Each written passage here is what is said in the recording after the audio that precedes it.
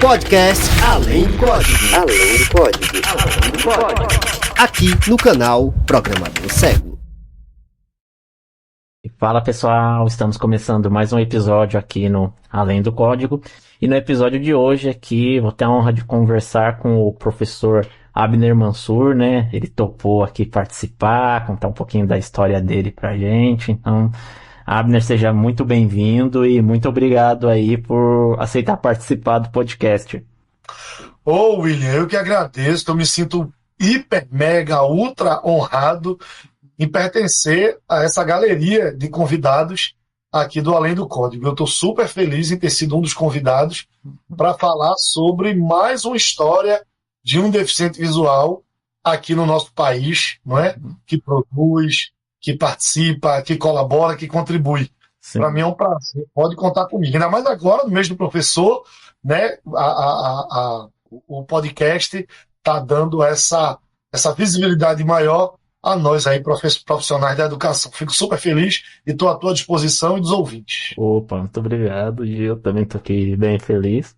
E a pergunta aqui inicial que sempre faço para os convidados, para ir direcionando o rumo da conversa, é a respeito assim da origem da deficiência visual. No seu caso, você é cego de nascença, perdeu a visão com o tempo? Não, eu tenho deficiência visual adquirida, né? Não é congênito, eu não nasci cego. Eu enxerguei muito bem até os 12 anos e meio, quase 13 anos, né? Eu tive um descolamento de retina, hoje eu sou cego total, não enxergo exatamente nada.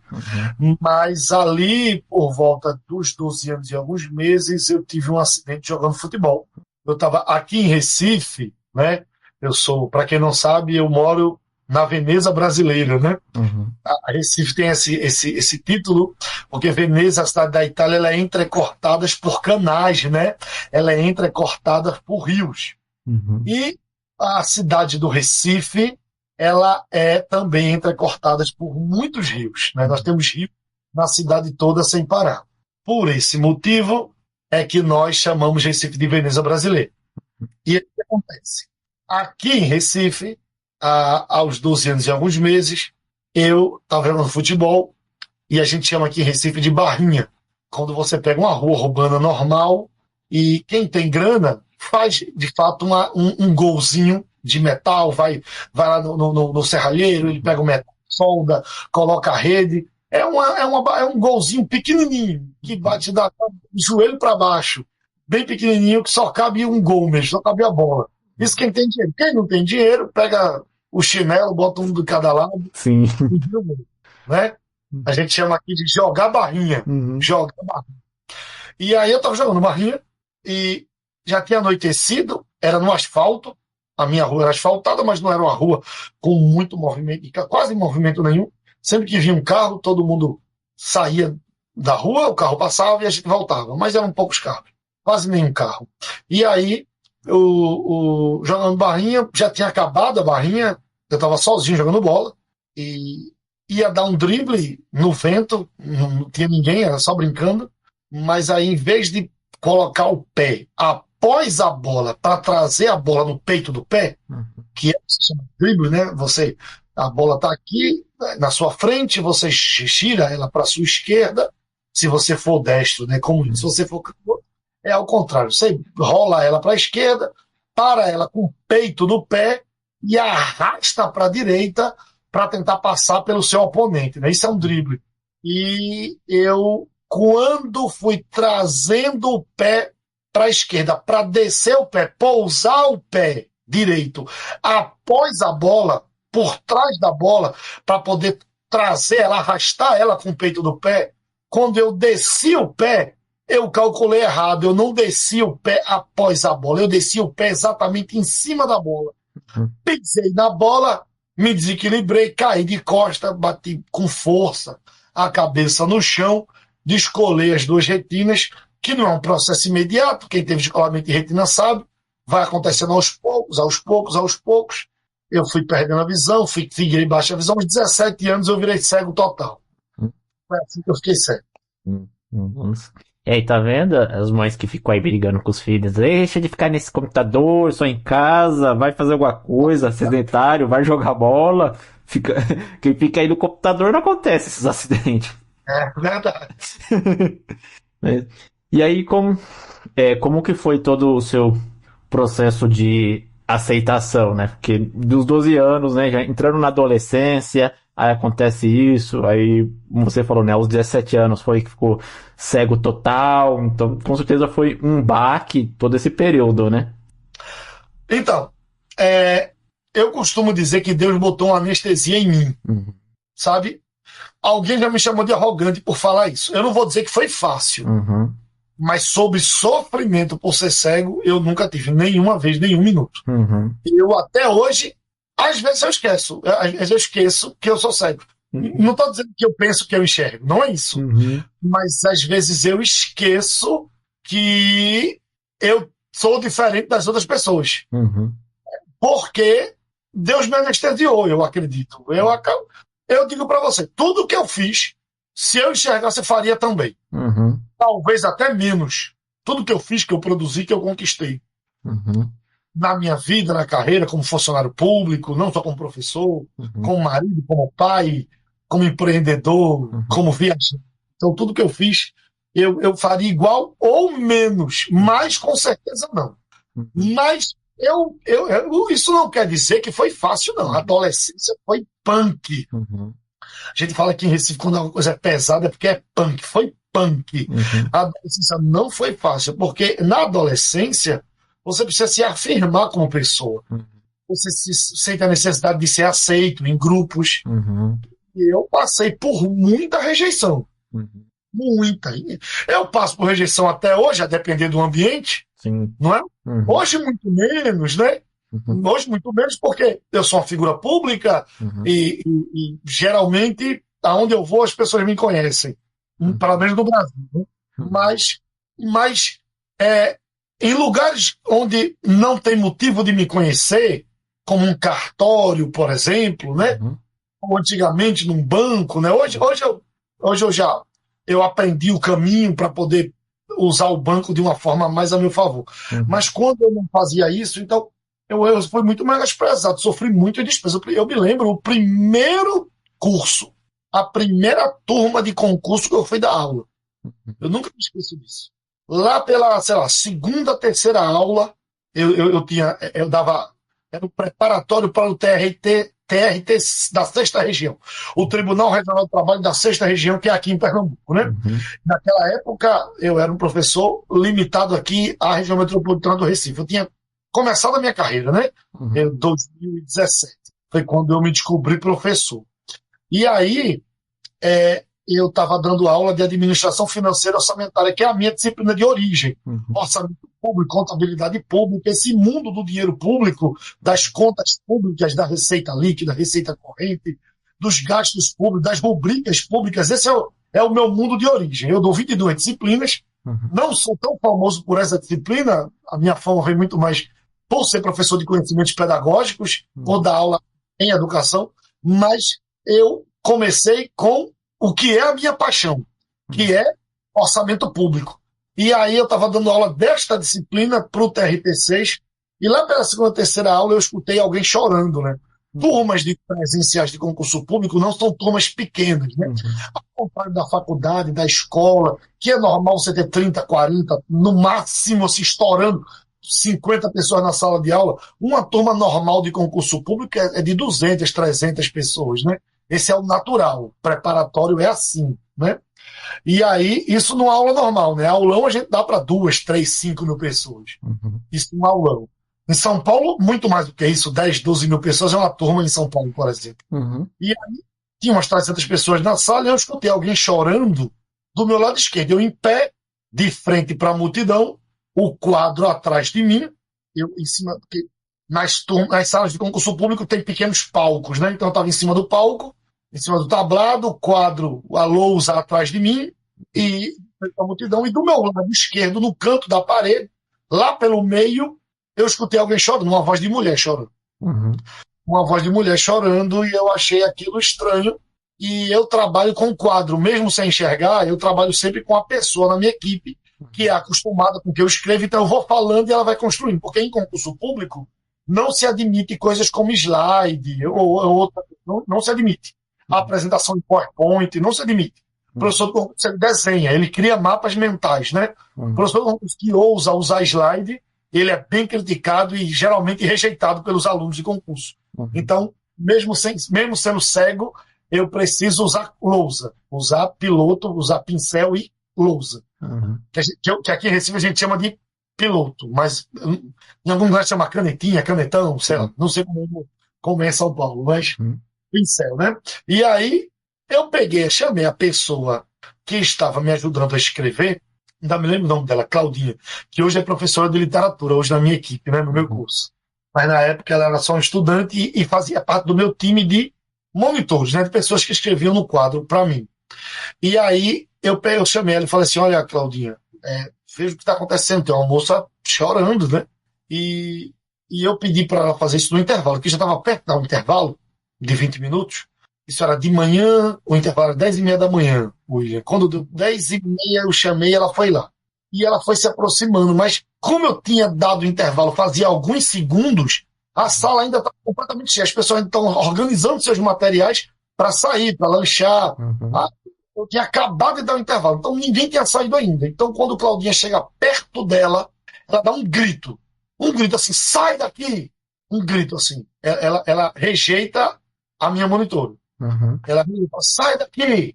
E ela chorando começa a dizer assim, eu tenho mestrado, estou fazendo doutorado, tenho 2 faculdades, estou me dedicando a concurso, tenho os 2 olhos, não consigo emprego, e ainda sou obrigado a assistir aula de um cego. Nossa. Pesado. E como é que eu ia reagir a isso? Sabe? Eu não sou de me fazer de vítima. Muito pelo contrário. Né? O que eu podia fazer ali para... Porque na mesma hora houve um burburinho da multidão, né? E eu sou o professor da sala, eu sou o presidente, é a minha primeira turma oficial. Já tinha dado alguns alunos, algumas coisinhas, mas foi a primeira vez que o preparatório que eu trabalhava, que eu comecei, que me deu a primeira oportunidade, me colocou numa turma de verdade, pegando uma matéria do começo ao fim. Eu não podia botar toda a perder, porque se eu brigasse com ela ali, em concurso público, o patrão é o aluno, não é o professor. O professor não tem o poder da nota. Em preparatório do concurso, o professor não prepara a prova. Ele não pode te aprovar ou te reprovar. Não. O professor é o servo e o servido é o aluno. Quem manda é o aluno. Se o professor não for muito bom, ele é rejeitado. A lógica do preparatório é totalmente diferente da escola normal, da educação regular. E aí, em frações de milésimos de segundo, eu tive que pensar. E o que eu falei foi, moça, eu queria perguntar o nome dela, mas eu achei que ela não ia me dizer. Então eu não perguntei, porque geralmente eu pergunto, eu interajo com a plateia sempre perguntando. E eu falei, senhora, moça, eu lamento pela senhora não estar se adaptando, se adequando aqui ao meu modelo de aula. Eu quis tirar da cegueira. O foco. Não está se adequando aqui ao nosso modelo de aula. Eu peço desculpas. Mas eu prometo que se a senhora me der uma oportunidade, daqui para o final do curso, a senhora vai amar esse conteúdo, vai amar essa aula, e vai amar essa matéria, e vai dar tudo certo. E prometo que ninguém aqui dessa sala vai lhe tratar mal pela sua opinião. Porque a opinião todo mundo tem direito. E se a senhora me der a oportunidade, eu mudo esse conceito que a senhora criou. Que, na verdade, William, não é um conceito, é um preconceito. Sim. Não é? Sim. Um preconceito com molho de discriminação. Mas foi isso que eu fiz. Não deu certo, ela foi embora no intervalo e não voltou mais. Mas foi a saída para mim. Essa saída foi muito melhor para mim do que para ela, porque eu poderia dizer que absurdo você fazer isso comigo. Ou eu poderia, sei lá, chorar.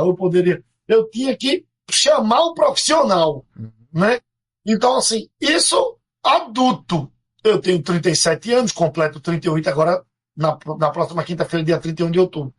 Isso eu tinha 30 anos. Agora, tu imagina como é isso com 15, 16 anos. Na fase de conhecer, de paquerar. Todo mundo paquera pelo olhar. Como é que segue o paquero, William? É muito complicado isso. Então, eu trouxe um exemplo da vida adulta. Imagina na adolescência, como é socialmente. Então, assim, foi punk. Agora, eu nunca disse assim, ai, que droga que eu sou cego. Não. Eu dizia, que droga que essa pessoa não me deu a oportunidade de me conhecer melhor. Sim. Eu vou lutar por isso. Né? Então, assim, foi complicado. Não sofri por ser cego. Se eu falar que eu sofri, eu menti. Só teve uma única vez que eu fiquei triste. Ficar triste, eu chorar, eu nunca chorei. Ficar triste, eu fiquei uma vez um pouco triste, um pouquinho. Porque percebi no quarto dos meus pais, ele chorando, meu pai chorando, e minha mãe conversando com ele por conta do meu diagnóstico, que não ia ter volta mais. O médico já tinha dito que eu ia ficar cego mesmo e pronto, e acabou. Então, por eu ver meu pai chorando, inclusive meu pai já é falecido, faria aniversário na última segunda-feira, agora dia 21. Ele fazia dia 21, eu fazia 10 dias depois, dia 31 de outubro. Eu fiquei triste por ele, mas por ser cego, não. Eu costumo dizer, William, que eu não é que eu tenho cegueira, eu sou cego. As pessoas só me respeitam se eu me respeito primeiro. Sim. Se eu trato minha cegueira como um problema, as pessoas também vão tratar. Sim. Então, eu não tenho cegueira. Eu odeio portador, eu odeio, mas também odeio pessoa com deficiência. Eu não sou com cegueira. Eu sou cego. Eu sou com camisa, com bengala, com celular. Mas eu sou cego. Cego faz parte de quem eu sou. É a minha identidade. Não define quem eu sou, porque eu não sou só cego. Eu também sou pai, marido, homem, não é? Cristão e um monte de coisas mais. Sim. Não bolsonarista. Eu sou várias coisas. Mas faz parte de quem eu sou ser cego. E eu me orgulho disso. Sim. Não tenho nenhum problema de me orgulhar de quem eu sou. Depois que eu decidi ser assim, e eu decidi isso bem cedo, as pessoas pensam 1 milhão de vezes antes de me respeitar. Sim. Isso é bom, né? E, inclusive, igual você fala, né, que é cego, eu também uso o termo cego, né, porque já me perguntaram, né, se eu não fico chateado por esse termo, né, porque não sei de onde as pessoas tiraram que a palavra cego é ofensiva, né, tipo, eu sou cego, eu não enxergo, mudar para deficiente visual, o que vai mudar o termo, né, então pode falar que eu sou cego, não tem problema. Sem dúvida, não é nada pejorativo, nem cego nem surdo é pejorativo, porque cegueira é um estado, não é? Não é uma ofensa. É claro que a depender de onde você está, do que você está escrevendo, o que vai caber é a expressão deficiente visual, a expressão técnica. Mas a expressão não técnica, ela cabe muito bem, é confortável, é pequena, 4 letrinhas, é suficiente, e a gente da comunidade cega já usamos isso, né? Tem até eu não conheço muito bem, mas acho que é um site, né? Que é Mundo Cegal. Sim. Veja que coisa, né? Já tem derivações da palavra cego, cegal. Já é um mundo. Então, não há problema nenhum de usar essa expressão. Muito pelo contrário. É até uma expressão a nós, né? Uma expressão cara, simpática. Sim, porque uma pessoa pode me chamar de deficiente visual e demonstrar desprezo e respeito, e uma pessoa me chamar de cego e ser bem respeitosa. Então não é o termo que vai mudar, né? Seu cego não é ofensa, mesmo. Sou cego mesmo, e daí, né? Eu sou cego, você é outra coisa, e todo mundo é alguma coisa. Sim. Tem até, o pessoal brinca, né? Já pensou? A pessoa tá caminhando pro buraco e você vai avisar o deficiente visual, olha o buraco, até você terminar a pessoa já caiu, bem mais rápido. Já caiu, o buraco. Sem dúvida, a expressão técnica não cabe em todo lugar, como a expressão popular também cego não cabe em todo lugar. Sem dúvida. E durante aí sua adolescência, esse período, você passou pelo momento assim talvez de ter vergonha de usar bengala na frente dos amigos, essas coisas, ou bengala pra vocês sempre foi tranquilo? Não, sempre foi tranquilo, não tive vergonha alguma. Minha mãe tinha, membros da minha família tinham vergonha, mas eu não tinha. A primeira vez que eu fui sair com a bengala, depois de ter feito o curso de locomoção e me sentir preparado, e com certeza eu não estava preparado ainda, porque esse é o tipo de coisa que você só fica preparado fazendo. Não é? Vivendo aquilo. né? Para quem tem a cegueira adquirida, sabe o que é isso. Você vira craque na bengala praticando. Sim. Não é um curso de locomoção que vai deixar pronto, não. Você acha que está pronto. Mas muitas coisas você só vai desenvolver fazendo, Sim. vivendo, não é? Mas eu achava que estava pronto e foi isso mesmo. Só que o primeiro dia, no quintal da minha casa tinha um bar. Minha mãe, na época, gerenciava um bar. E uma mesa de sinuca, de bilhar. E quando eu estava me preparando para sair, já tinha me arrumado, trocado de roupa e ia sair, estava indo para onde todo cego vai quando aprende a andar. Vai lá pro local onde ele aprendeu. Né? Porque quando você, para quem não sabe, talvez alguém que esteja nos ouvindo não sabe como funciona o curso de locomoção. Né? Os professores de locomoção, eles utilizam o curso da casa do deficiente visual, do cego, para a instituição na qual ele está se reabilitando. Uma associação, uma ONG, um instituto, e por aí vai. Uma fundação, e por aí vai. Então, no meu caso, aqui era o Instituto de Cego do Recife, né? O Instituto Antônio Pessoa de Queiroz, que é a segunda instituição para deficiente visual mais antiga do Brasil, né? Só perdendo para o Instituto Benjamin Constant, no Rio de Janeiro. Antônio Pessoa de Queiroz, ele era cego e ele estudou no Benjamin Constant, no Rio de Janeiro, veio para Recife, era de uma família abastada, uma família rica, a família Queiroz. Seu irmão Essa de Queiroz era um empresário das comunicações, era como o Roberto Marinho, o Silvio Santos aqui de Pernambuco, era dono de um grupo de comunicação chamado Grupo Jornal do Comércio, né? Tem o Jornal do Comércio, tem a TV Jornal, que é afiliada do SBT aqui no nosso estado, então o Grupo JC, que a gente chama, né? E aí, a partir dessa grana, se criou o Instituto, que começou como um internato. Então, na minha época já não era mais isso, há muito tempo, já não pertencia mais à família Queiroz, nada. Né, ali na minha adolescência, eu fazia as aulas da minha casa, que era na época em Olinda, para quem não conhece, mas Olinda é bem famosa, né? Patrimônio histórico e cultural da humanidade, cidade histórica, uma cidade fundada e construída e arquitetada pelos holandeses, né? Pernambuco, diferente, Recife diferente do resto do Brasil, não tem tantas heranças portuguesas assim, porque Recife, especificamente, não foi invadido pelos portugueses, e sim pelos holandeses, né? Maurício de Nassau. Então, a nossa herança aqui de arquitetura é holandesa e não portuguesa. E aí, eu morando em Olinda, vinha para Recife, que é uma cidade vizinha, como Guarulhos e São Paulo, bem perto, como Santo André e São Paulo, coladinho, como Suzano e Mogi das Cruzes. Agora eu aprendi. E aí eu ia de bengala. E aí, quando eu estava saindo para ir para o Instituto de Cegos, experimentar sozinho a minha primeira... Suando frio, com certeza, suando frio. A minha mãe, ela fez uma coisa, ela tinha vergonha da minha bengala, então ela não queria que eu fosse. O que é que ela fez? Ela amarrou minha perna com uma corrente, ela correntou minha perna na mesa, no pé da mesa de bilhar, de sinuca. Fiquei preso. E eu chorei, né? Eu tinha ali uns 13 anos e alguma coisa, eu chorei, queria ser solto, mas eu percebi, depois de alguns minutos, que a corrente não era tão presa assim.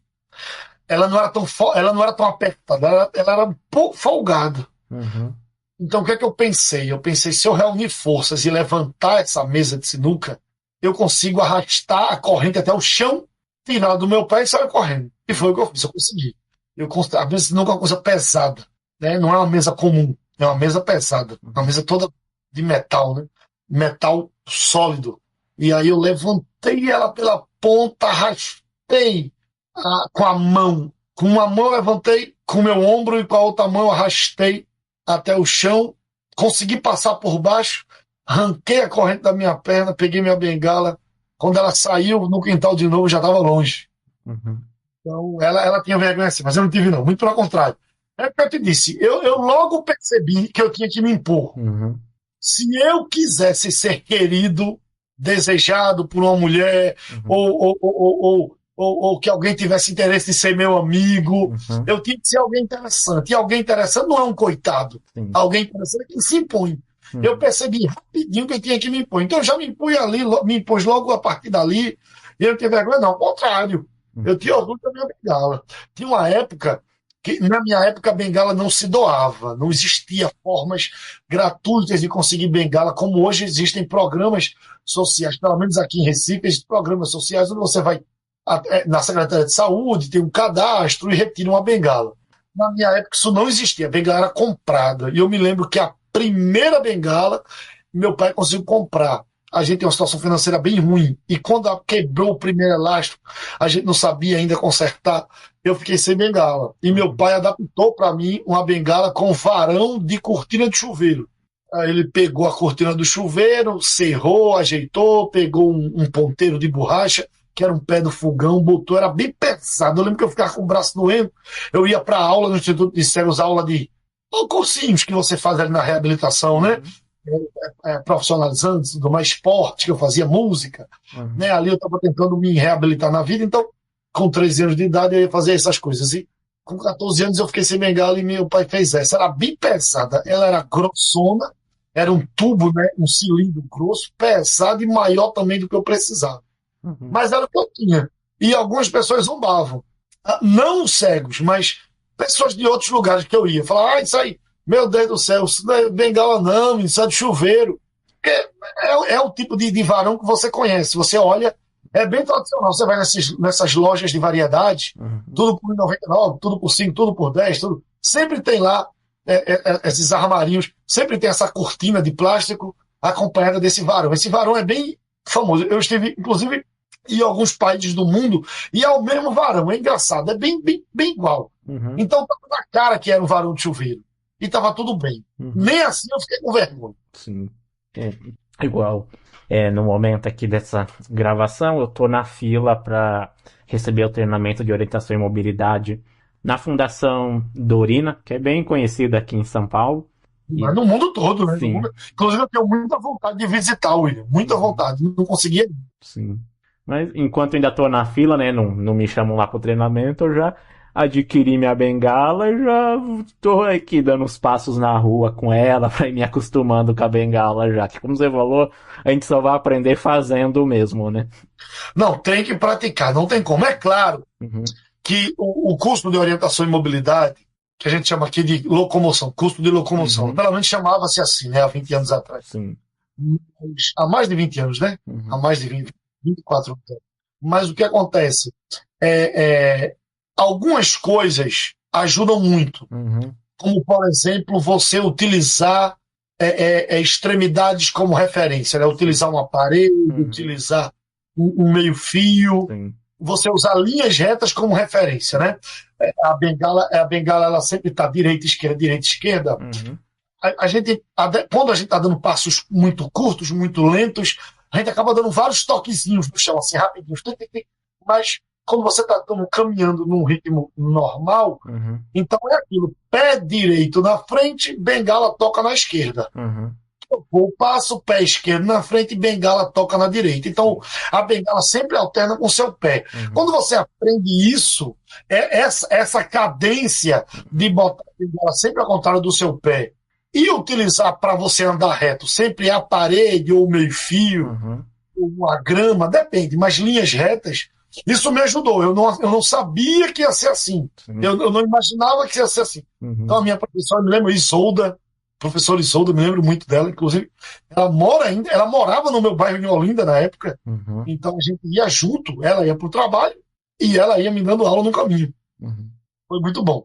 E até hoje eu encontro com ela lá no bairro, com a minha bengala, quando eu estou com a minha bengala. Hoje eu moro em Recife, mas toda vez que eu vou visitar minha mãe, eu vou semanalmente, mas muitas vezes eu encontro ela e ela fala, e aí, como é que tá? Tá andando bem?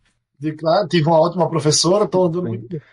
Mas eu confesso que eu tô bem ansioso para começar logo o meu treinamento e sair batendo bengala por aí. Vai ser muito bom, William. Vai ser muito bom. Vai ser revolucionador agora.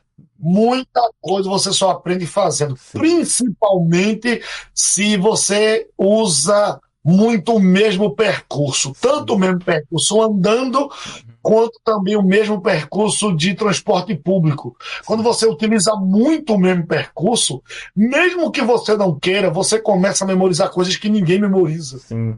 Eu me lembro, por exemplo, o ônibus que eu pegava, eu tinha que pegar 2 ônibus para poder ir para o Instituto de Cego do Recife. Uhum. Eu saía de Olinda até o centro do Recife, e depois eu pegava outro ônibus do centro do Recife para a Zona Norte, para o bairro das Graças, aonde até hoje está lá o Instituto do Cego do Recife. Então eram 2 ônibus. E eu me lembro que uma coisa que me servia de referência para eu saber aonde eu ia descer na parada do ônibus, do primeiro ônibus, o ponto que eu tinha que descer do primeiro ônibus, era que na parada anterior, essa parada ela ficava numa praça em frente a um parque, que é o Parque 13 de Maio. O cheiro, o odor de urina era muito forte ali. Muitos moradores de rua. Então eu sabia, aquele cheiro era muito, não tinha nada parecido. Era num nível de intensidade tão forte, não tinha nada parecido. Então, sem dúvida nenhuma, eu sabia que a minha parada era próxima, porque eu tinha cheirado o xixi na anterior. Então, é ridículo, mas o cego ele percebe muitas coisas. Sim. Até quando assim, eu já vi, por exemplo, tem uma parada onde alguém está vendendo milho cozido sempre. Uhum. Ou alguém está oferecendo, olha o milho. E só tem naquela parada isso. Pronto, você pega aquilo como referência. Sim. Sem querendo muitos detalhes. Inclusive coisas específicas demais, como quebra-mola, lombadas, né? Sim. E curvas. Eu me lembro que o pessoal falava assim, ó, quando tu estiver bem treinado, tu vai saber até as curvas. Eu digo, meu Deus, isso é impossível.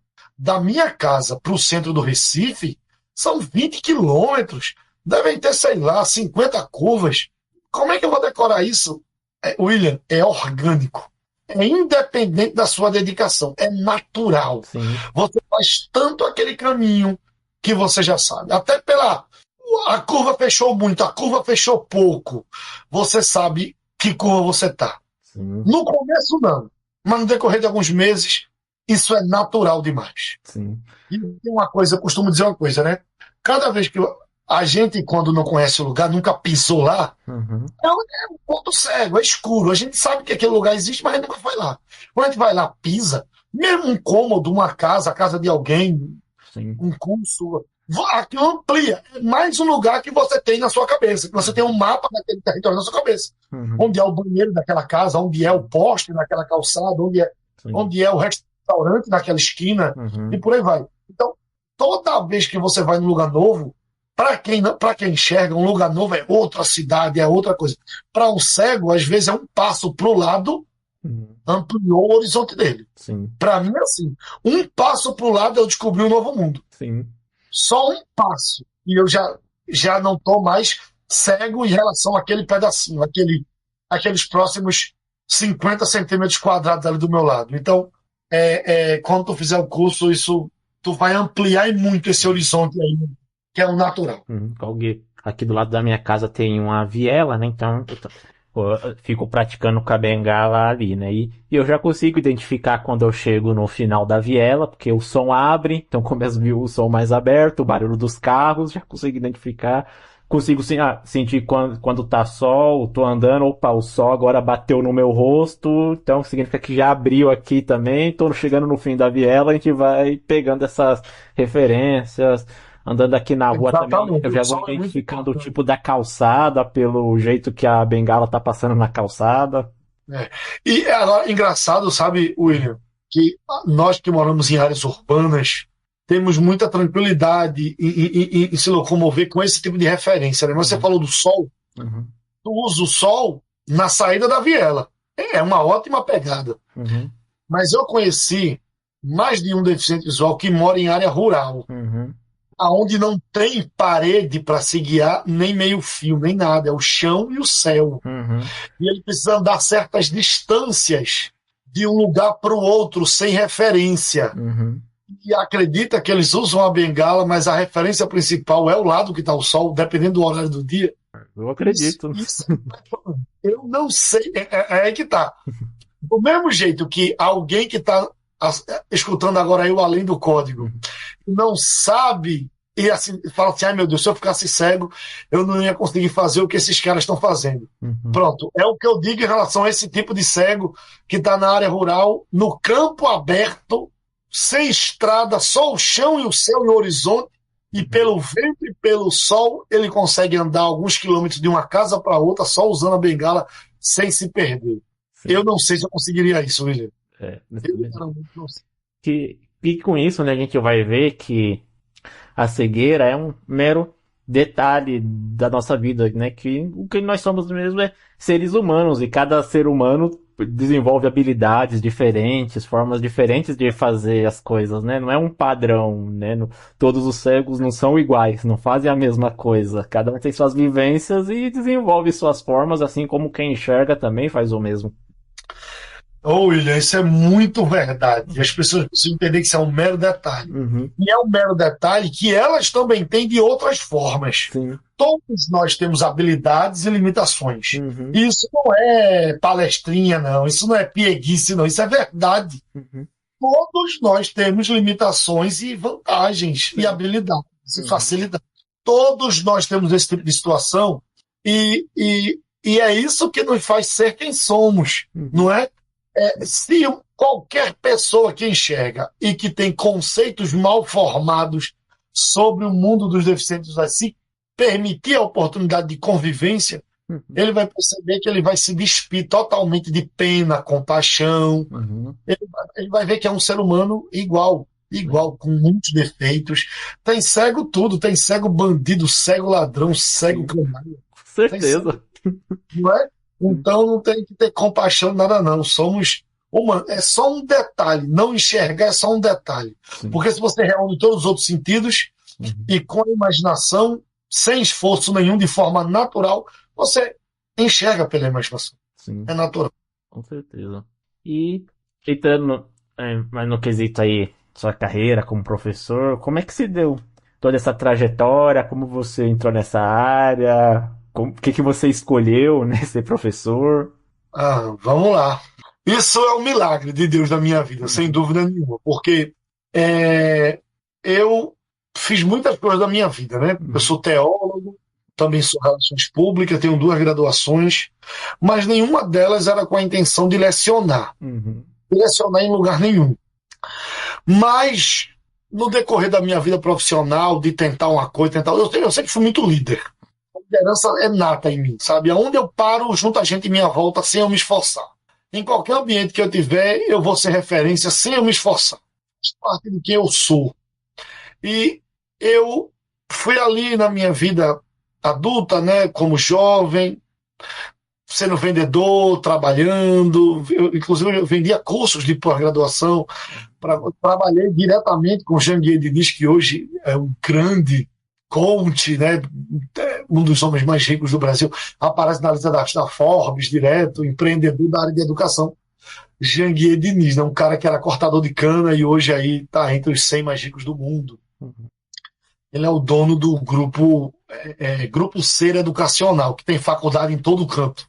O Grupo Ser Educacional, aqui em Recife, ele tem justamente a faculdade Maurício de Nassau, a Uninassau, a Universidade Maurício de Nassau, né? Que é justamente em referência a esse desbravador holandês que influenciou tanto aqui a nossa história em Pernambuco. E aí eu vendia curso de pós-graduação e fui crescendo nessa área de vendas e vendia bastante coisa. Sempre muito bom na comunicação, mas aí eu estava noivo e eu precisava casar e eu pensava, faz concurso, e aí eu fiz um concurso. Meu primeiro concurso foi para educador social, para trabalhar em abrigos. Eu trabalhava com meninas vítimas de violência sexual e doméstica dos 12 aos 18 anos, então eu cuidava delas. Educador social não é professor, ele é como se fosse o pai da casa. O abrigo é uma casa. Uhum. Quem mora no abrigo tem que viver como família. E quem ordena o dia a dia da casa é um profissional chamado educador social. E aí, esse educador social, eu fui durante 3 anos. Depois eu fiz um concurso para o Tribunal de Justiça aqui do Estado e passei. Nesses 2 eu passei em primeiro lugar. Eu percebi que eu tinha um talento ali para estudar conteúdos de concurso público, né? Em 2017, eu volto para a sala de aula como aluno, num cursinho, já como servidor do Tribunal de Justiça, já era servidor, mas para fazer um cursinho para um cargo maior. E aí, enquanto o professor não chegava, eu dava umas dicas para os colegas. No intervalo, eu dava umas dicas. Daqui a pouco eu estava dando dicas assim de 1 hora no quadro, escrevendo algumas coisas. E aí o dono do cursinho ficou sabendo, é o NUS de concursos, Núcleo Especial de Concursos. Não, de concurso especial, NUS. É o maior preparatório presencial do Norte e Nordeste do Brasil. Ele é gigantesco. Do Norte e Nordeste ele é o maior. Presencial do Brasil ele é o terceiro maior presencial. Terceiro maior. Pede só para a Casa do Concurseiro em Porto Alegre e para a Academia dos Concursos no Rio de Janeiro. E aí eu estava chegando mais cedo e clandestinamente estava dando pequenas aulas de 1 hora antes do professor chegar. Em outra sala, tinha uma coordenadora do curso que estava me dando cobertura. Eu não ganhava nada com isso, mas as pessoas estavam gostando. Chegou a hora que já tinha 200 pessoas na minha sala. E no meio de uma aula, o dono do cursinho me chamou. E eu fiquei com muito medo, porque eu achava que ele ia me expulsar. Porque eu estava gastando energia elétrica, gastando ar-condicionado e tudo mais. E ele me chamou e ele disse assim, olha, por que você está fazendo isso? Quem é você? E eu falei, eu estou falando para todos, eu sou servidor, mas eu estou só ajudando. Ele falou, eu quero apostar em você. Se você for bom professor, as pessoas vão querer assistir a sua aula. Se você for ruim professor, eu vou saber agora, eu vou marcar um aulão para você. Dessa disciplina, que é justamente essa disciplina, orçamento público, né? Era o concurso do TRF5, o Tribunal Regional Federal da 5ª Região. E aí ele marcou um aulão manhã e tarde. Eram 2 aulões, manhã e tarde. Na verdade, era um aulão só de manhã. E o ingresso era R$ 20. E tinham 140 cadeiras. Era uma sala pequena. 140 cadeiras, ingressos a R$ 20. Era no sábado de manhã, no sábado seguinte. Ele falou, se você for bom professor, esse pessoal que está indo assistir suas dicas aí vão comprar. Se não, não vão. Vamos ver quem é você. Se você for bom, você vai ser contratado pela casa. E ele me propôs assim, se eu fosse contratado, um salário muito bom, sabe? Era algo muito acima do que eu esperava. Eu voltei para a sala, a multidão me esperando, porque todo mundo estava pensando que eu tinha sido expulso. O pessoal estava preparado para fazer uma manifestação, para não deixar eu ser expulso. E eu voltei com essa boa notícia. Eu disse, mas a gente precisa lotar esse aulão. Eu sei que eu ligava todo dia para o cursinho para ver quantos ingressos tinham sido vendidos. Na sexta-feira à tarde, no dia anterior ao primeiro dia de aula, o meu primeiro aulão, tinham 16 ingressos vendidos. E eu fiquei com muito medo, porque eu disse, não deu certo, né? Não deu certo. E aí eu recebi uma notícia que o dono do curso, seu Aquiles Albino, devo a ele o início da minha carreira, devo muito a ele, que ele tinha dobrado a aposta. Ele pegou o ingresso de 20 e botou para 40. Ele não mandou mais eu lotar um aulão, ele mandou repetir o aulão de tarde, 2 sessões. Eu dava a mesma aula de manhã e tarde. Se eu lotasse as 2, eu era um bom professor. Ele decidiu isso na sexta-feira. Só que na sexta-feira eu não estava conseguindo nem lotar o primeiro com R$ 20. E aí eu desisti. Eu fiquei com muito medo mesmo. A vergonha ia ser muito grande. Sim. E eu não queria mais. E eu liguei para a coordenação do curso e pedi para cancelar o aulão, porque eu não era famoso. Em concurso público tem muito isso, você tem que ser famoso.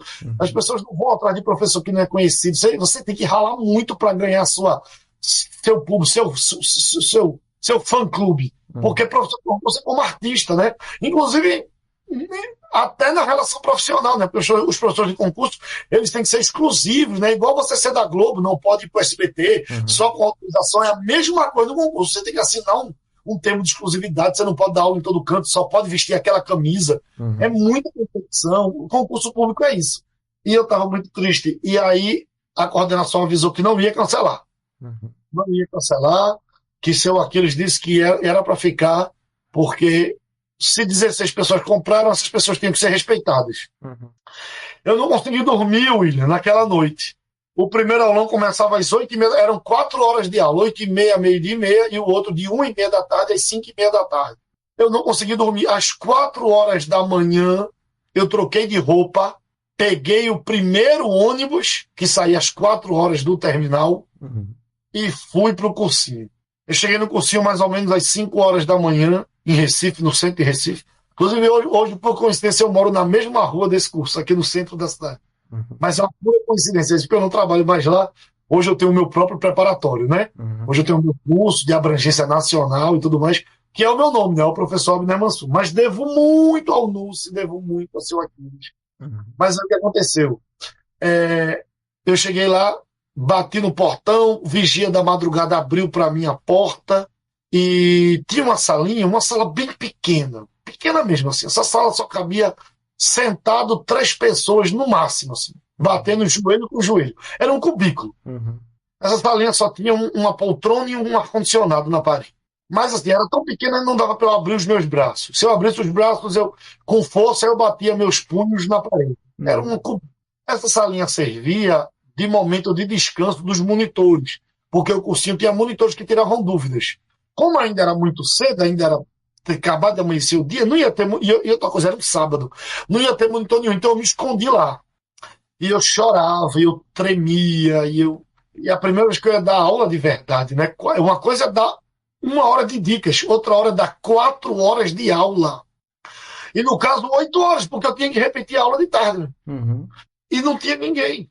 E aí, quando deu mais ou menos 8 horas, a coordenação ligou para mim. Falou, Abner, cadê você? Você não vai vir mesmo? Acreditando que eu realmente tinha cancelado e não ia comparecer, sabe? Então eles ligaram 8 horas. Você não vai vir mesmo, Abner? Meu Deus, você tem que vir. E eu falei, eu tô aqui. Eu cheguei desde 5 horas da manhã. Falou, onde você está? Eu disse, eu estou na cabine dos monitores. Aí a coordenadora, o nome dela é Flávia, ela foi lá, me pegou. E eu falei, e aí, quantos ingressos tem? Alguém comprou de ontem para hoje? E ela disse, vem cá comigo. E nós fomos na calçada. E a recepção do curso, que era um grande salão, é como uma agência de bancária, sabe, com muitas cadeiras, estava lotada, tinha uma fila que saía do curso, atravessava a calçada, atravessava a rua e dava uma volta no outro quarteirão.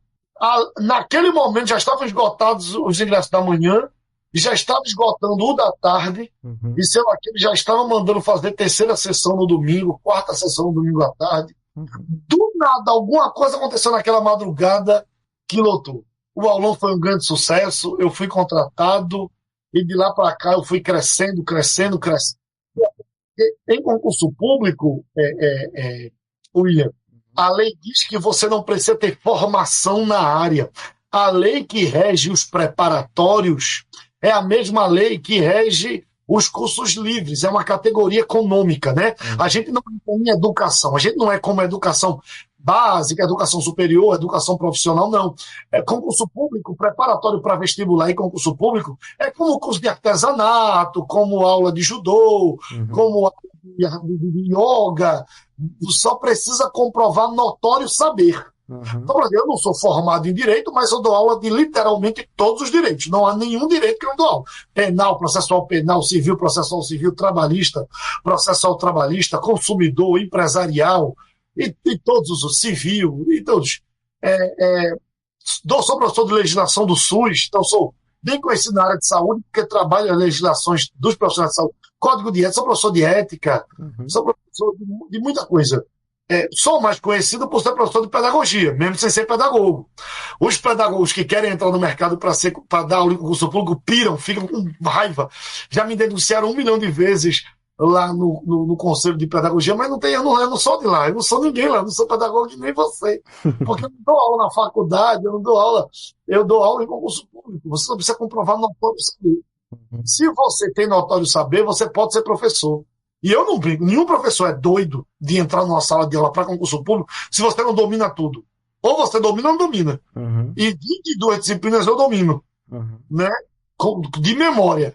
E consegui me superar. Em 2021 comecei um projeto pessoal paralelo ao NUSE.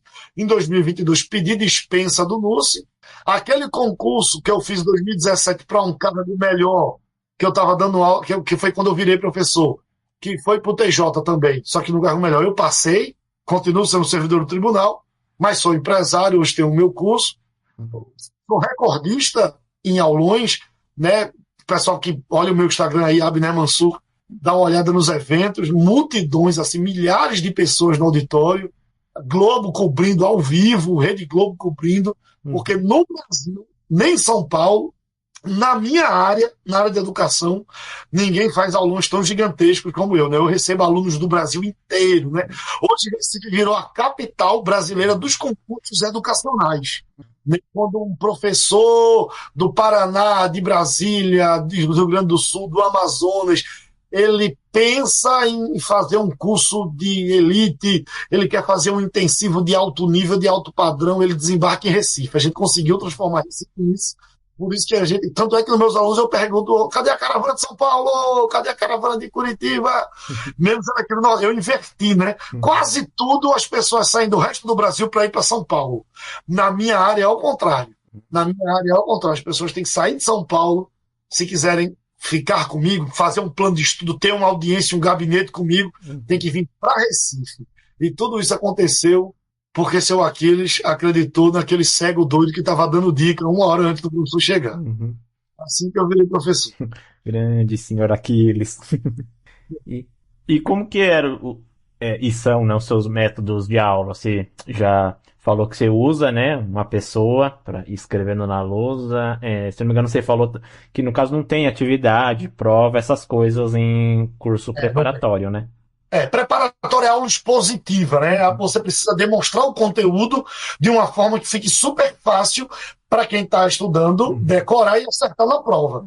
Ser professor de concurso, William, é um desafio muito grande, e não é porque é a minha categoria, não estou querendo puxar sardinha, não, mas é o professor que mais sofre. Por quê? Porque é o único professor que prepara um aluno para fazer uma prova que não é ele mesmo que elabora. O normal é você dar aula e no final do período, do bimestre, do semestre, do trimestre, da unidade, da semana, do mês, dependendo de como é aquela escola, que curso é esse, que faculdade é essa, no final do período você preparar uma prova com base naquilo que você ensinou. Então você coloca na prova as questões que você quer colocar, porque você ensinou. Em concurso público, além de não ser apenas um tema, 2 temas, porque quando o professor ele faz uma prova, professor da escola, da faculdade, ele não dá todo o conteúdo da área dele, ele dá um pedaço. No próximo semestre, no próximo ano vai ser outro pedaço. Ninguém estuda tudo de matemática um ano só na vida. É uma vida escolar inteira. E cada ano vão ter temáticas novas de matemática, né? No ensino médio, só no ensino médio você vai ver trigonometria, mas geometria tu já vê desde o Fundamental 1 e por aí vai. Então, já em concurso público não existe isso. Concurso público é todo o conteúdo de prau. Pronto, acabou, ponto. Por exemplo, eu dou aula de pedagogia. Todo edital que cai de professor, ele vem assim, ó, conhecimentos pedagógicos, tudo. Tudo que a pessoa viu numa universidade de 5 anos, com vários professores, ela tem que ver comigo em 3 meses. Como é que se faz isso? Ser estratégico. Primeiro tem que conhecer a banca. Porque cada banca organizadora ela tende a gostar mais de um grupo de assuntos do que outros. Pode ser uma aposta, você pode errar feio. Mas você tem que preparar de acordo com a linguagem, com a lógica mental daquela banca organizadora. Esse é o primeiro passo. No caso da aula, não tem para onde correr. Concurso é memorizar. Então o que acontece? Qual é o meu segredo? Eu imagino o conteúdo na minha mente, em um painel, em um quadro único. Então eu pego aquele assunto e tento memorizar.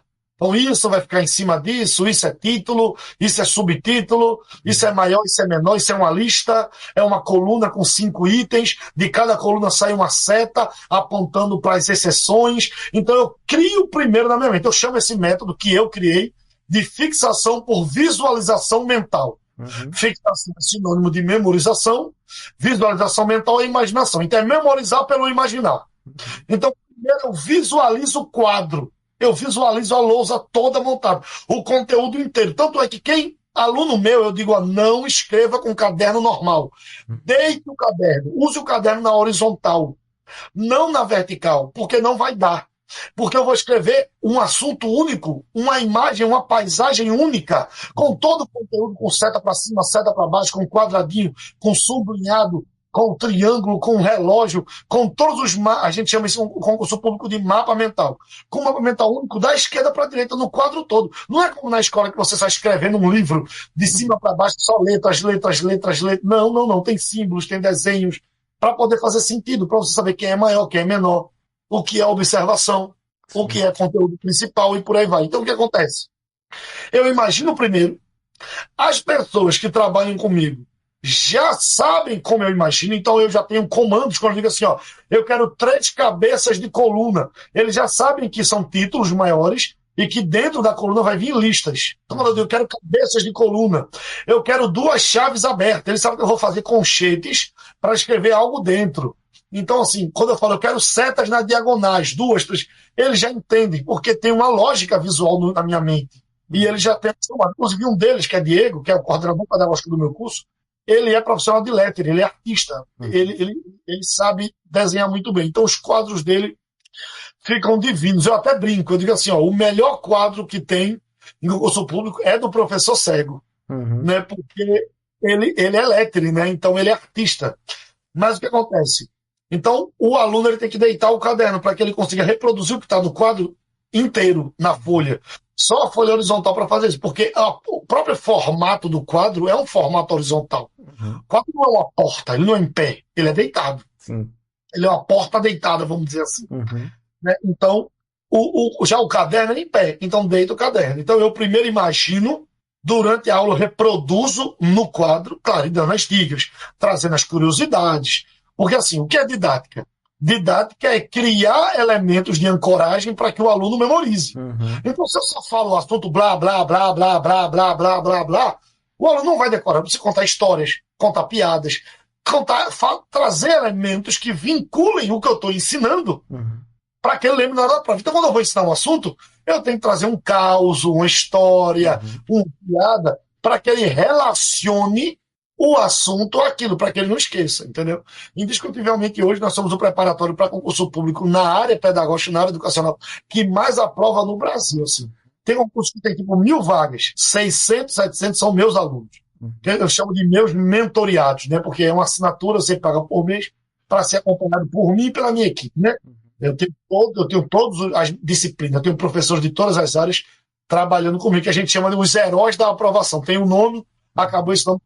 Quando a gente faz os aulões, a gente fala, vem aí, os heróis da... Eu faço aulões em teatros, né? Eu não faço em sala de aula, eu faço em teatros. Então, quando a cortina abre, o pessoal vai encontrar ali os heróis da aprovação. Inclusive, eu tenho esse diferencial. Os meus aulões não são aulas comuns, né? São shows, que tem DJ, o pessoal tem música, tem paródia, tudo para fazer a pessoa memorizar o conteúdo, é tudo relacionado ao conteúdo. Então, minha aula é assim, ela é exposta no quadro, mas em forma de painel, ao mesmo tempo que eu explico, trazendo exemplos e encoragens. É assim que eu dou aula. E você já chegou a dar aula para outros cegos? Ou até hoje Já, a gente já. enxerga? Né? Já, várias vezes, várias vezes. É bem comum cego concurseiro. É bem comum. E aí, geralmente, concursos assim como esse que eu dei exemplo aqui do início também, que é de tribunais, sempre tem cego ali tentando, técnico judiciário, analista judiciário, sempre tentando. E eu me esforço ainda mais. A minha aula já é uma aula áudio de escrita. O meu quadro já é um quadro áudio de escrito, naturalmente. O cego ele já consegue assistir minha aula com muita tranquilidade. Muita mesmo. Mas se ele estiver ali, aí eu melhoro muito a minha audiodescrição. Muito. Porque eu quero que ele passe, né? Para mim é uma questão de honra. O meu aluno cego tem que passar. Poxa. Ah, legal. E na sua equipe existe outros cegos ou só você?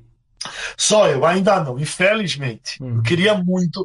Na verdade, qualquer coisa, qualquer característica que tu falar para mim, vai ser difícil eu falar, tem uma pessoa dessa na minha equipe. Porque concurso público é aquilo, é muito diferente, né? Acontece um fenômeno, William, no mercado que é assim. Muitas pessoas de outras áreas tentam dar aula em concurso público. Porque concurso público é um dinheiro mais rápido, você faz uma venda, a pessoa compra o ingresso, você faz uma grana alta num dia só, né? Então as pessoas tentam fazer isoladas. Então a pessoa vê ali uma oportunidade de mercado. Então, por exemplo, a pessoa é delegado de polícia. Fala, poxa, eu sou delegado de polícia, eu tenho autoridade, eu já passei nesse concurso, então eu vou ser professor de direito penal, direito criminal para concurseiro de polícia, ou um juiz para concurseiro de tribunal, ou um auditor fiscal para carreiras fiscais, né?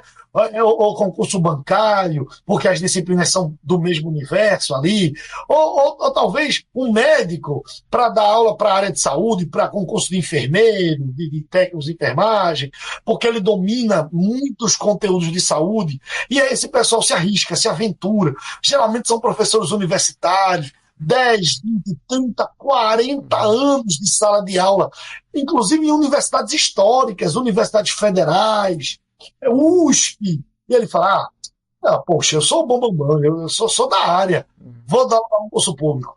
E essas pessoas, eu fui coordenador do NUSE 6 anos, né? Eu não te falei isso, mas logo depois de ser professor, eu acabei galgando e virei coordenador. E eu vi isso acontecer muitas vezes, William. Essas pessoas, por ter muito conhecimento e muita experiência e ter um cargo de referência, elas tentam dar aula em concurso público e elas não duram 1h30 na sala de aula. Por elas não terem didática, saberem muito, mas não saberem passar de uma forma lógica, de uma forma gostosa, de uma forma artística, porque João Amós Comêndio, que é o pai da didática, ele dizia que a didática é a arte de ensinar. E todo professor deve ser um artista quando está dando aula. E essas pessoas não são artistas, elas são catedráticas, elas explicam, mas elas conseguem durar nas salas de aulas comuns porque ela tem o poder da prova. Então ninguém vai falar mal delas, porque a pessoa tem que passar na matéria dele, é o professor, ele é a autoridade. Concurso público é invertido, quem mija no cachorro é o poste, é o aluno que manda no professor. Então o aluno, ele não aceita o professor sem didática, ele pode ser delegado, juiz, médico, auditor fiscal ou caramba. Então eu já fiz isso acontecer.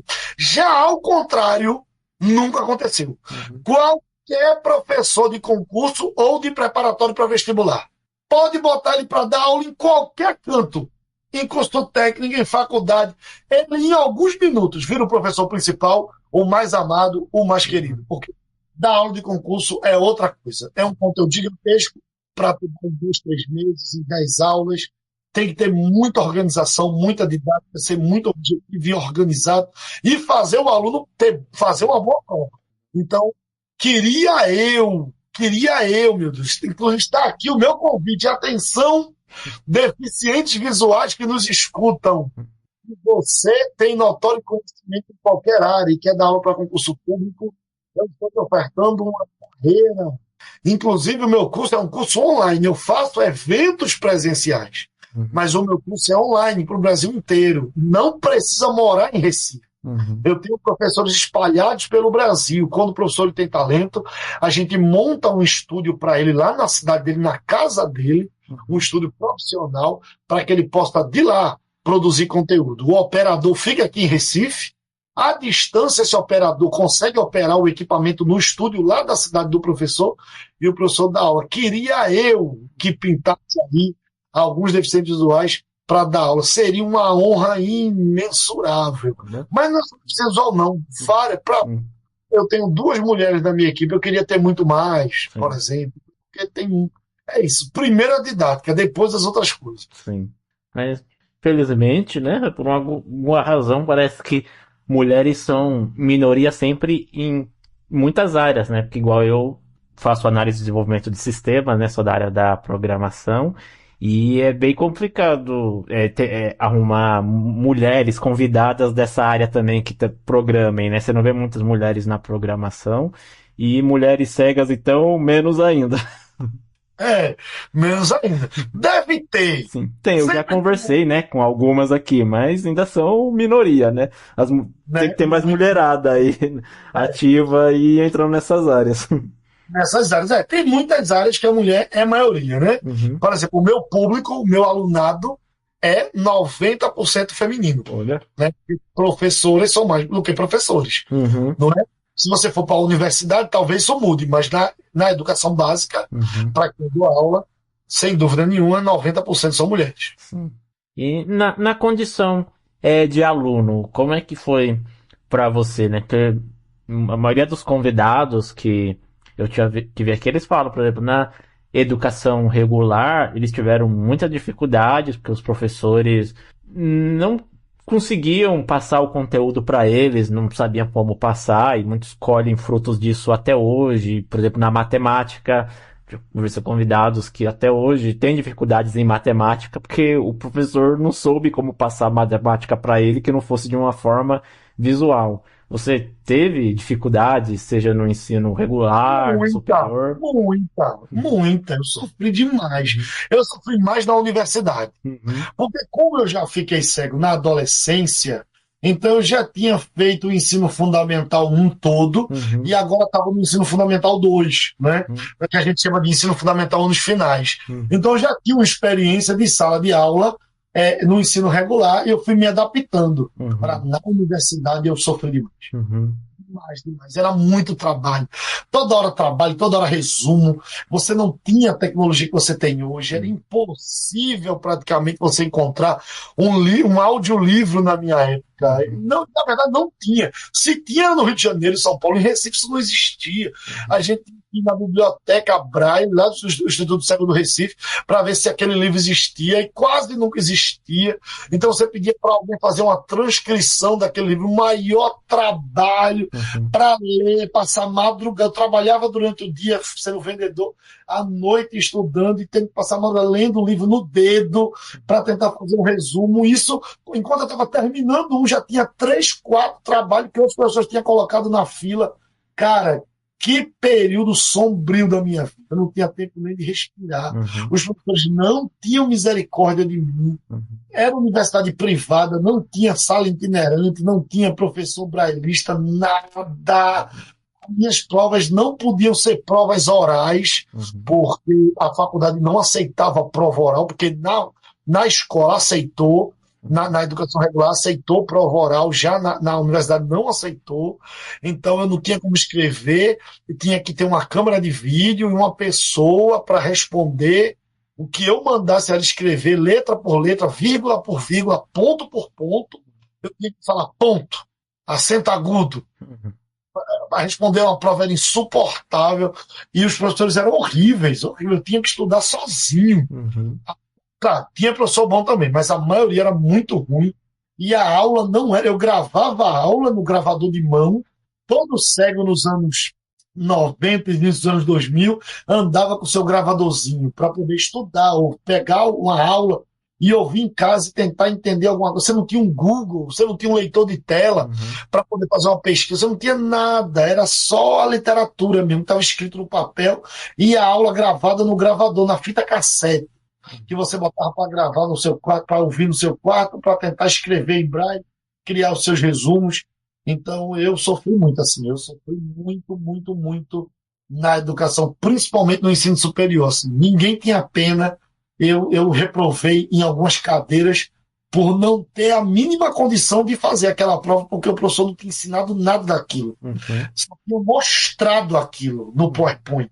E eu não tinha como ver o PowerPoint. E ninguém me dizia o que estava escrito no PowerPoint. Sim. Isso foi horrível. Sim. Felizmente. Graças a Deus as coisas estão bem melhores hoje, né? Mas. Meu Deus. Muito melhores, mas ainda há cegos que ainda sofrem um pouco, né? Eu acho que a gente nunca vai chegar no ideal, né? Mas ainda bem que as coisas já melhoraram bastante. Hoje eu preparo minhas aulas com a ajuda de inteligência artificial, se eu quiser. Hoje eu faço um resumo sem nem me esforçar, não é? Então, tudo mudou. Sim, igual. Eu sempre conto isso aqui no podcast, que a minha faculdade eu faço EAD. No primeiro semestre vinha muitas questões do tipo, de acordo com a imagem abaixo, escolha a alternativa correta. Tinha que pedir ajuda de alguém para ver a imagem para mim. No segundo semestre e até o momento, agora eu já consigo utilizar o Be My Eyes, que dá uma ajuda absurda. Sem dúvida, Be My Eyes é um sonho. Eu sou apaixonado pelo Be My Eyes. Agora sim, isso você falou de uma coisa interessante. Isso ainda acontece com o concurso público. O concurso público é uma prova impressa. Ainda que o deficiente visual ele utilize a prova no computador, porque ele tem direito de pedir a prova digitalizada, ele não pode usar nenhum outro programa. Então, quando cai uma disciplina específica de concurso público, que é informática, e quase todo concurso tem essa disciplina informática, é normal a questão perguntar o que representa aquele ícone. Sim. Aquele ícone, aquele botão, aquele símbolo do Windows, né? Questões de Windows. O Windows é um conteúdo fixo dentro da disciplina de informática para concurso público. Sempre cai o Windows. E aí é normal vir questões para falando de acordo com o ícone e tal, qual é o comando. Então, Os cegos reclamam muito, mas nós não conseguimos mudar isso ainda. Sim. Geralmente essa questão é perdida. Uhum. Ainda que você peça a um ledor e o ledor ele tente explicar o que é aquele símbolo, o cego não sabe que símbolo é aquele. Mesmo que ele use computador, ele não olha para o símbolo. Sim. Ele conhece o comando de teclas, mas o símbolo não. Uhum. Então, ainda que o ledor, que foi porque você tem por lei, artigo 31 da Lei 13.146 de 2015, o deficiente ele tem direito a pedir as provas em formatos especiais. Inclusive, cumulativamente, ele pode ter ao mesmo tempo, na mesma prova, o ledor, a prova em braille e a prova no computador. Pode pedir os três ao mesmo tempo, é lei. Uhum. Mas, mesmo que ele tenha os três, ele passa o dedo na imagem que está grafada, reproduzida com os furos do braille. Uhum. O ledor tenta explicar, o computador fala imagem, imagem, Sim. imagem, mas ele não vai saber o que é aquilo porque ele não vive aquele símbolo. Sim. Então, isso é um absurdo Uhum. que a gente vive ainda hoje. Sim. Que o deficiente visual sempre perde uma ou duas questões por causa disso no concurso. Sim, eu já conversei aqui com uma convidada que ela nasceu cega e ela fala que ela morre de raiva que na prova que ela fez na parte de informática ela errou uma única questão que era para assinalar a alternativa que fosse o ícone do Wi-Fi. Tá A única questão que ela errou, porque não tinha como ela saber. É um absurdo isso. Sim. Mas, cara, por mim, ficaria conversando aqui mais um tempão. Papo muito bom, voou aqui, né? A gente nem vê aqui passando. Mas tem que deixar um gostinho de quero mais também. Espero que você volte mais vezes aqui pro podcast, contar mais das suas experiências. Para mim é um prazer estar aí nos teus projetos. Uhum. Nesse momento eu estou num período, hoje está em outubro de 2024, eu estou num período ótimo, porque eu acabei de sair de um grande edital, né? Uhum. Há 2 semanas atrás a gente fez um mega aulão e eu estou com editais abertos, mas eu estou no início deles. Uhum. Então, os motores ainda estão aquecendo. Eu digo que eu tenho as minhas pequenas férias assim. No pós-prova, passou a prova, porque nós não somos só um preparatório, nós somos uma mentoria, né? Então a gente acompanha o aluno bem depois da prova. Então tem o aluno de véspera, aí vem a prova, aí no dia da prova a gente vai para frente das escolas, abraçar os alunos, entregar água, entregar chocolate, eu e todo o meu pessoal, a gente faz isso, mas aí na semana seguinte à prova vem o gabarito preliminar e quem é mensalista na minha mentoria tem direito a recurso, então a gente dá uma olhada nas questões que cabem recurso, a gente elabora o recurso para o aluno, ele não paga nada por isso, só a mensalidade de alimento, aí depois vem correção de redação, recurso para redação, então as etapas todas a gente vai acompanhando, mas o meu trabalho mesmo, que é o de dar aula, principal, né, ele vai até a prova, depois eu só acompanho o que os alunos fazem, né? O que a minha equipe faz, quer dizer. Então, assim, eu acabei de sair de uma prova e estou longe das próximas. Então, você está bem, que eu chamo de entre-safra. Estou no meu período de tranquilidade.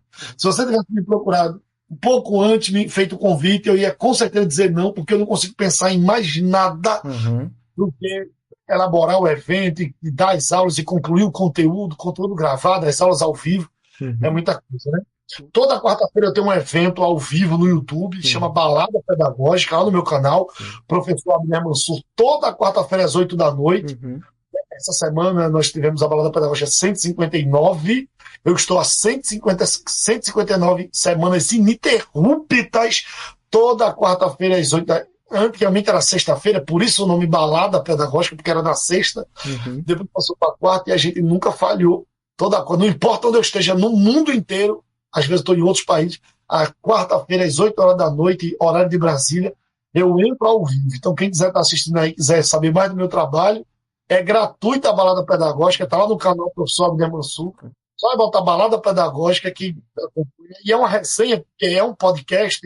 Nós temos vários personagens, são a equipe, né, os funcionários, o pessoal cuida do Instagram, a Roberta, inclusive é com quem lidou contigo, William, né? Sim. Foi a Roberta, e o pessoal do pagamento, o pessoal do financeiro, o pessoal da coordenação, o pessoal da operação do estúdio, e é muito engraçado, muita palhaçada.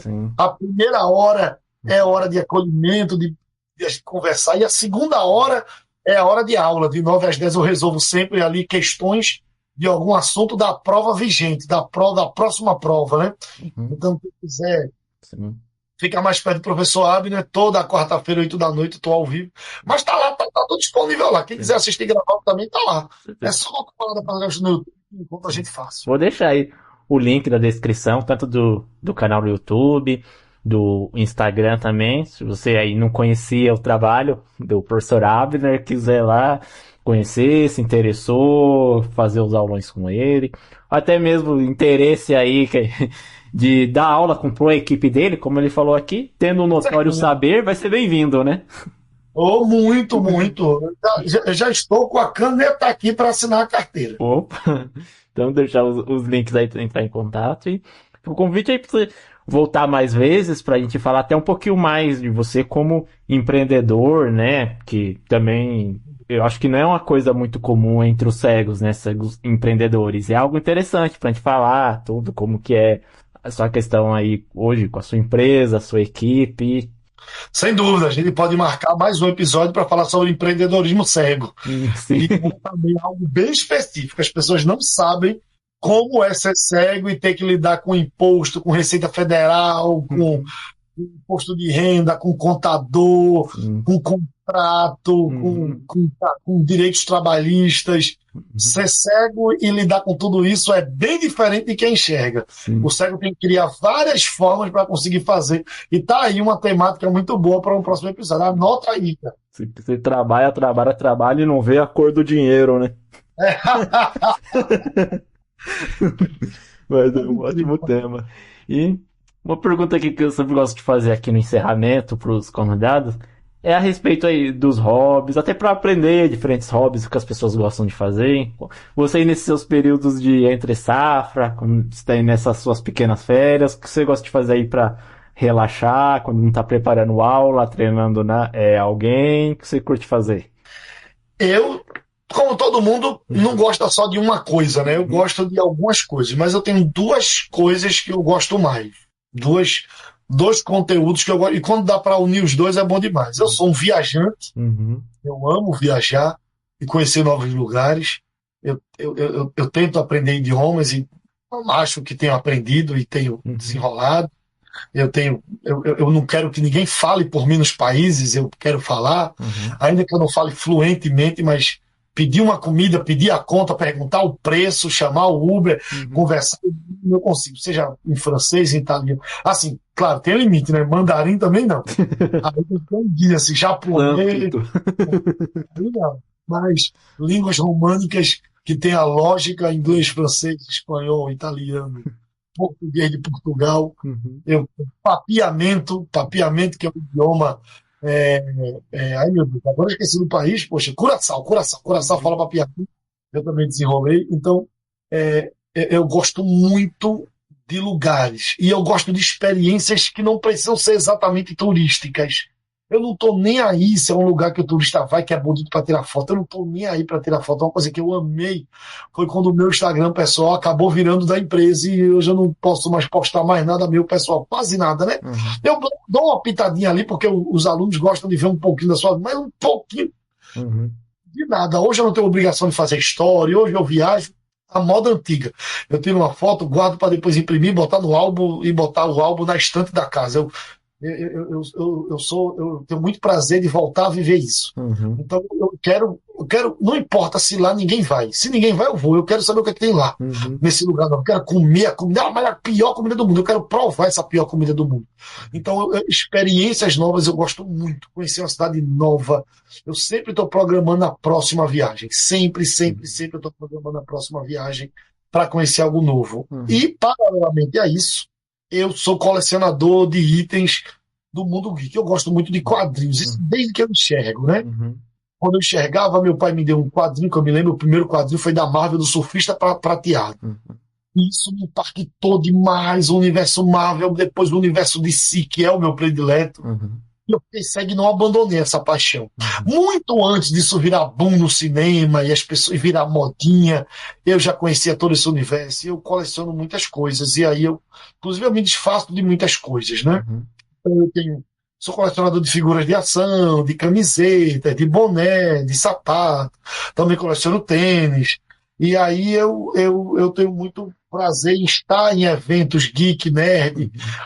gosto também de assistir série, né? Eu assisti a série antes de existir a audiodescrição. Hoje, com a audiodescrição, aí que eu assisto mesmo. Não tanto como eu gostaria por causa do trabalho, mas assim, conteúdos de cultura pop, viagem e experiências novas, desbravar lugares novos.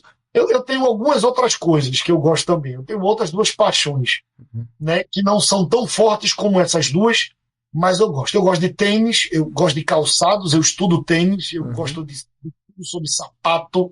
Eu tenho uma coleção de sapato e eu estou sempre comprando novos e presenteando com os que não são tão novos. Mas que são muito novos, porque eu só uso uma, duas vezes e aí eu tenho que usar o próximo. Então eu vou sempre presenteando. Quem calça 44 sempre ganha sapato meu.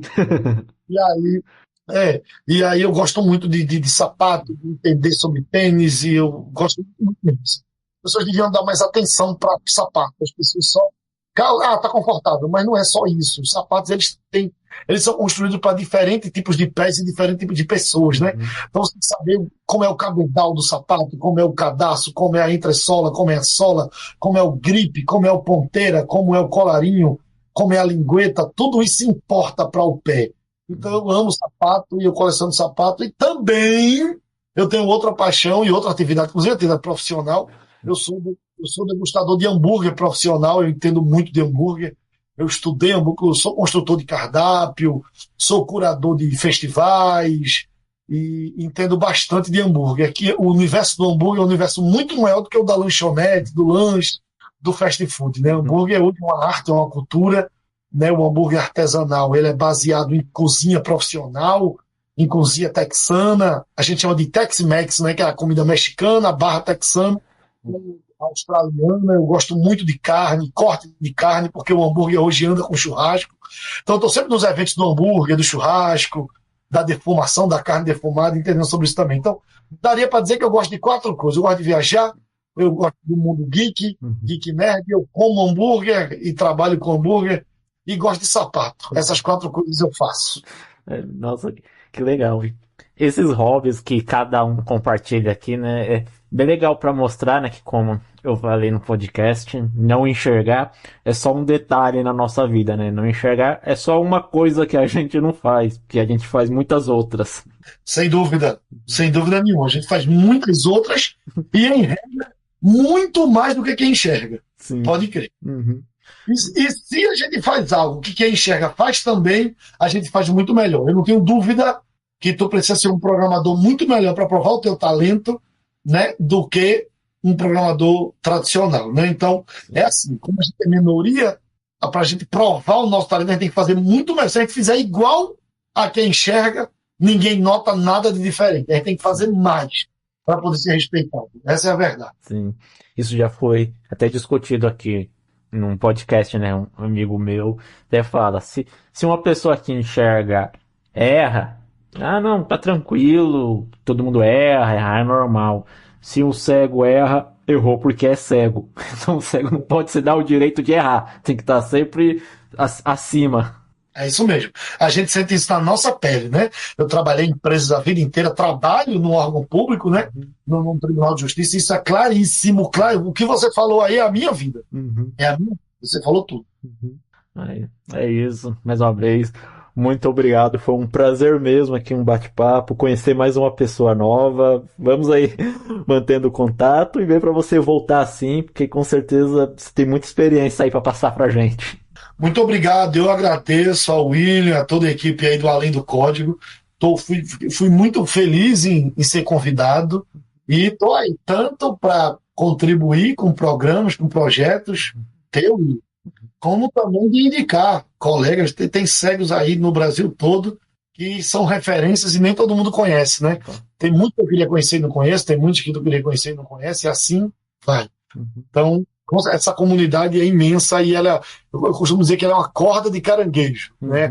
Não sei se tu já teve experiência de ir na área litorânea, mas os vendedores de caranguejo, eles amarram os caranguejos um no outro, através de um barbante, e eles vendem por corda. Quando você quer comprar caranguejo ou ganhamu para cozinhar em casa, é muito comum aqui no Nordeste, você compra uma corda de caranguejo, que é um ser vivo colado no outro. Então a nossa comunidade é uma corda de caranguejo, porque tu me conhece, aí eu conheço o outro, mas o outro conhece o outro, e o outro que conhece o outro te conhece. Então a gente é uma corda de caranguejo. E é isso, gente. Se você gostou aí do episódio, deixa o seu like, né? Sabe como o YouTube funciona. É uma ação simples para você, mas que me ajuda bastante. Reforçando os links do Abner Von, tá aí na descrição. Então segue ele lá no Insta, se inscreve lá no canal dele, vai conhecer o trabalho dele, que você não vai se arrepender. Deixa aí nos comentários também o que você achou do episódio, o que você tem achado desse projeto. Deixa aí suas sugestões de convidados, né? Não é garantia que eu vá conseguir trazer. Às vezes pode ser uma pessoa inacessível, mas posso tentar ir atrás. Então sugiram aí. E confira os outros episódios que a gente tem aqui. Conversei com muita gente bacana. Tenho certeza que você vai gostar. Se você é novo por aqui, né, também seja bem-vindo, seja bem-vinda. Se inscreva aí no canal. Considere ativar o sininho para você ser avisado quando tiver vídeo novo. Confira os outros conteúdos, né? Além do podcast, tem os meus conteúdos de programação aqui no canal. Seja você cego ou não, quer entrar nessa área, então tem aí minhas playlists de programação, conteúdo acessível. Tenho certeza que você vai conseguir aprender e, quem sabe, aí se desenvolver nessa área.